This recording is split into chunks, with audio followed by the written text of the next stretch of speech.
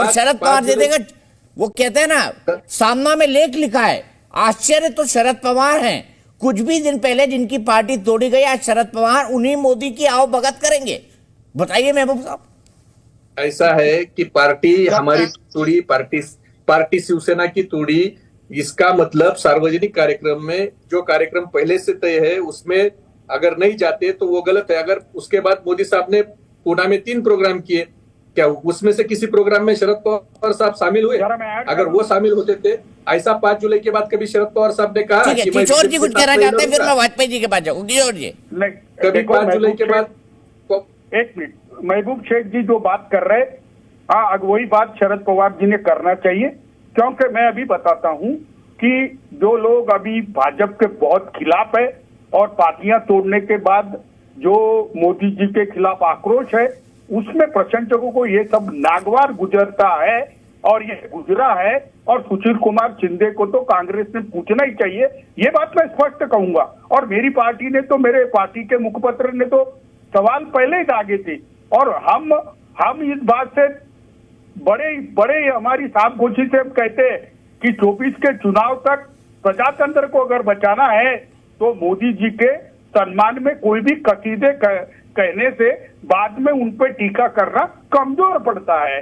ऐसा नहीं होगा ना, तो ओवरऑल तो मैसेज गलत ही गया। अब मैं तो, अतुल ने स्पष्ट नहीं बोला लेकिन मैं बहुत स्पष्ट बता रहा हूं कि किसी भी तरीके से आप मंच साझा करेंगे, मोदी जी के पीठ पर ये हाथ फिराएंगे और मोदी जी फिर अजीत पवार के पीठ पर फिराएंगे।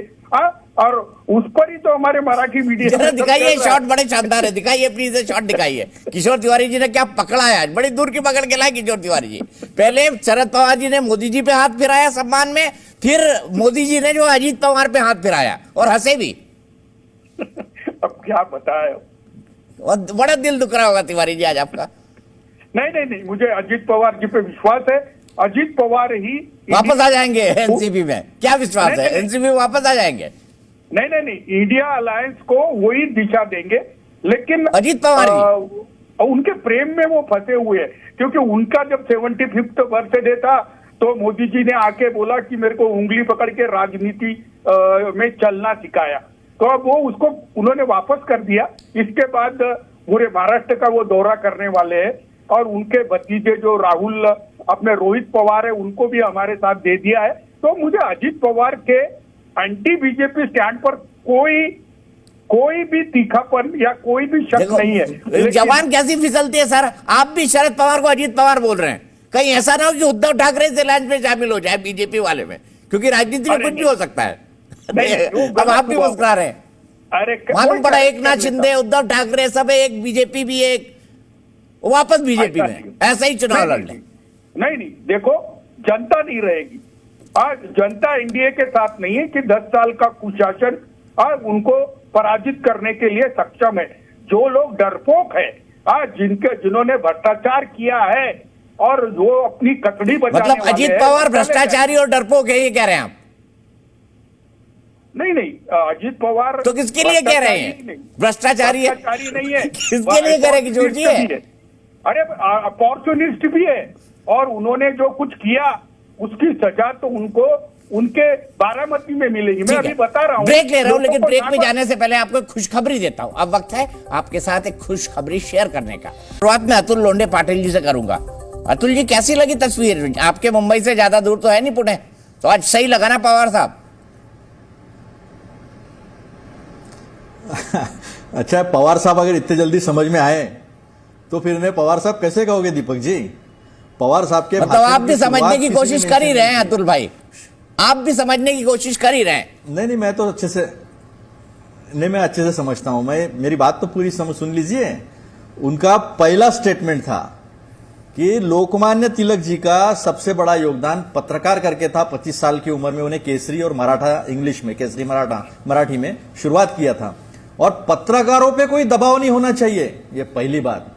दूसरी बात जो उन्होंने शाइस्ते खान की थी वो सर्जिकल स्ट्राइक को लेकर, तो उन्होंने कहा था कि महाराष्ट्र पे अगर दिल्ली से कोई हमला होता है तो सर्जिकल स्ट्राइक महाराष्ट्र वाले करते हैं, ये उसका अर्थ है। ये समझना पड़ेगा। और उन्होंने कहा 2 ही युग हुए। अरे आप कह रहे हैं शरद पवार को आप किसी को समझ लगता नहीं है पा कि रहे हम और मेरा मुझे युग है। उन्होंने क्या कहा ये समझा रहे हैं। गजब बात है अतुल भाई।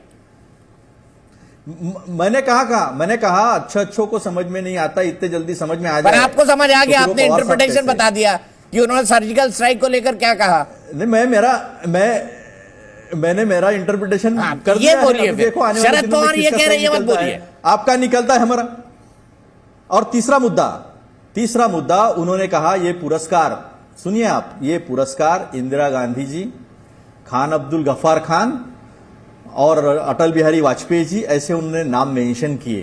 तो एक जिम्मेदारी का एहसास भी दिया कि लोकमान्य तिलक, इंदिरा जी हो या फिर खान अब्दुल गफ्फार खान जी हो, इस देश में एक सामूहिक भाईचारा, धर्म के आधार पर भाईचारा, सर्वधर्म समभाव के प्रतीक थे। और वो पुरस्कार आपको मिला है, इसलिए मैं आपका अभिनंदन करता हूं। ये आपको समझना पड़ेगा दीपक जी। सबको ऐसा लड्डू फूट रहे, देखना कहीं मिर्ची ना आ गई हो प्लेट में लड्डू की जगह। चलेगा पता धीरे धीरे, ज्यादा देर नहीं है। आपको घोड़ा भी मैदान ना- हमारे यहाँ कहते हैं आपको भी मराठी पूरा में, घोड़ा रिसर्च मैदान कराना पास ही है। पड़ेगा। इस भाषण का मतलब निकालने के लिए अतुल भाई पूरा रिसर्च कराना पड़ेगा। अरे भैया, दुनिया को जब मोदी जी ताली बजा रहे थे उन्हें समझ में नहीं आ रहा था उनके ऊपर सर्जिकल स्ट्राइक हो रहा, तो मैं तो बहुत छोटा नन्ना सा अदना सा कार्यकर्ता हूं। सही बोल रहे हैं आप। मोदी जी पे सर्जिकल स्ट्राइक हो रहा था, मोदी जी ताली बजा रहे थे, मैं क्या करूं।